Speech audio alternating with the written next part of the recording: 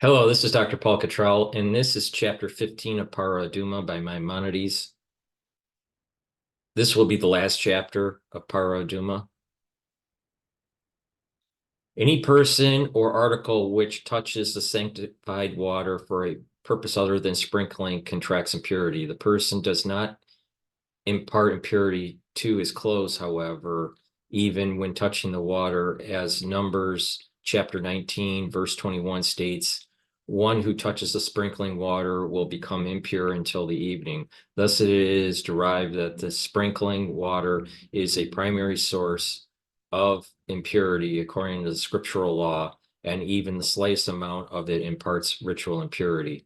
If there is enough water to sprinkle and it imparts impurity when touched and when carried, and one who touches it or carries it for a purpose other than sprinkling imparts impurity to his clothes when touching it or carrying it until he separates himself from the source of his impurity, as implied by a bid which states, one who sprinkles the water shall launder his garments. Now, this is not speaking about someone who sprinkles water on an impure person, for if he purifies an impure person, one can certainly infer that he himself remains pure. According to the oral tradition, it was taught that the Torah's statement, one who sprinkles the water shall launder his garments, was stated only to teach the measure that imparts impurity.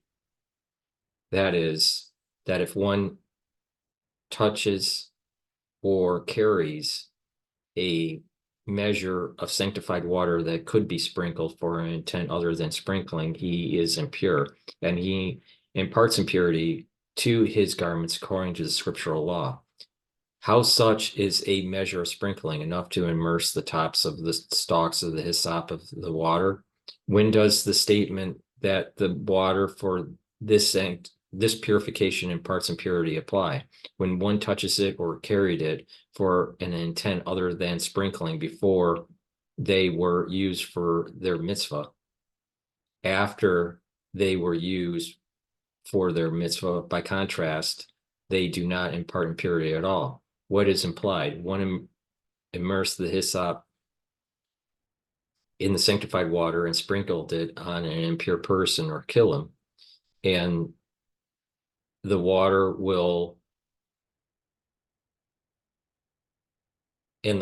was dipped and descended from the impure person to the ground, or when he sprinkled the water was sprinkled on the ground or on a pure person, that water is pure, and one who touches or carries it is pure. If one immerses this up to sprinkle water on an object that is not susceptible to ritual impurity, the water which drips from it is fit to be sprinkled again, as we explained. Therefore, they impart the impurity of the sanctified water to one who touches or carries them, because they were not used for their mitzvah.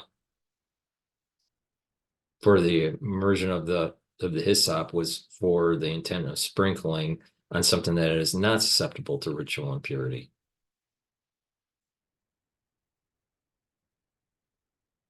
The water for the purification process involving the ashes of the red heifer does not impart impurity to anything before its mitzvah is performed, unless it is pure and acceptable to be used for sprinkling. Different rules apply, however, if this water was disqualified. For example, other water was mixed with it, an animal drank from it, or other factors that disqualify it arose. If a person who is pure with regard to truma touches it, he contracts impurity, whether he touches it with his hand or with other parts of his body. If a person who is pure with regard to this purification process touches it, even with his hand, he remains pure as he was originally. If sanctified water contracted impurity and a person who was pure with regard to truma touched it, whether with his hand or with his body after it contracted impurity, he contracts impurity. If a person who had purified himself with this purification process touches it with his hands, he contracts impurity. If he touches it with the remainder of his body, he remains pure as he was originally. The following rules apply if water from a spring, a mikvah, or a fruit juice falls into sanctified water. If the majority is sanctified water, the mixture imparts impurity when carried. If the majority is fruit juice, it does not impart impurity. If it is half and half, it imparts impurity. The following rule applies if the ashes of the red heifer become mixed with ashes from an oven and a person's sanctified water with the entire mixture. If the majority of the mixture of the ashes of the red heifer, the water imparts impurity like sanctified water. If the majority are oven ashes, the water does not impart impurity when touched, but does impart impurity when carried.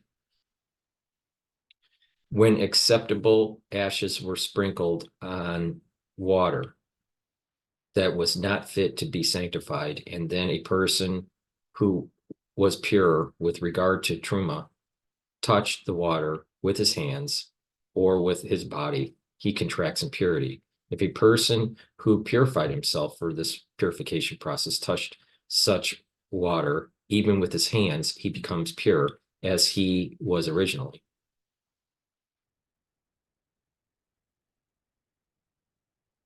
When sanctified water is disqualified, it should not be mixed with mud, so as not to create a stumbling block for others, lest they touch the mud and become impure. For the sanctified water does not become nullified in the mud, as implied by Numbers chapter 19, verse 9. It is a sin offering. When a cow drinks the sanctified water, its meat is pure, even if it was slaughtered within 24 hours of drinking, as can be inferred from a bid as safekeeping as water for sprinkling. Implied is that when the water is kept safe, it is not nullified. If, however, a cow drank from it, it is nullified because it was not kept safe.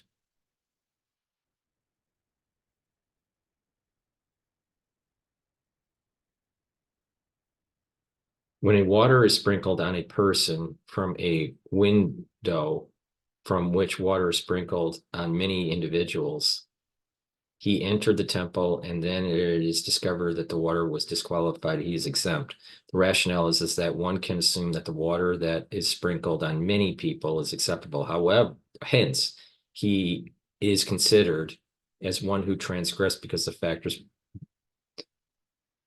Hence, he is considered as one who transgressed because the factors beyond his control. If, however, water was sprinkled on a person from the window of a private individual and he entered the temple and afterwards it was discovered that the water was disqualified, he is obligated to bring an acceptable guilt offering.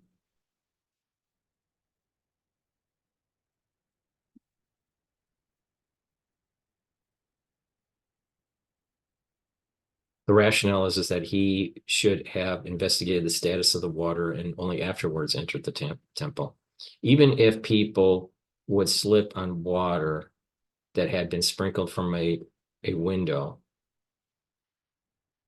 from which water is sprinkled on many individuals and was flowing on the ground, and they would tread on it, they would enter the temple without being concerned that they had been disqualified.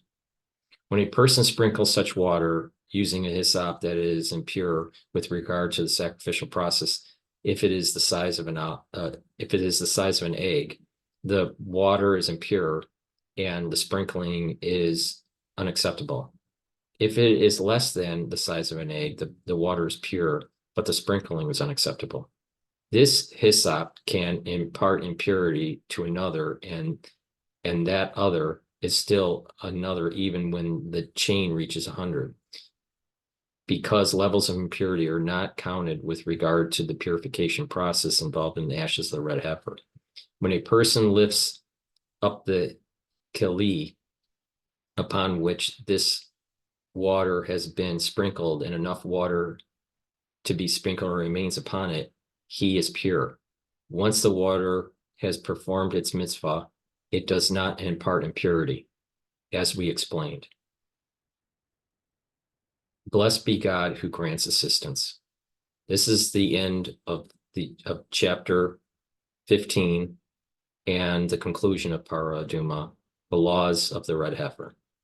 As you can see, it is very complex, and it would take multiple readings of Parah Adumah to fully grasp all the intricacies in regards to raising the red heifer, slaughtering the red heifer, the burning of the red heifer, the drawing of the water, the sanctification of the water, the storing of the water, the storing of the ashes, and all other intricacies in terms of the purification process of individuals. Baruch Rechamna Desayan.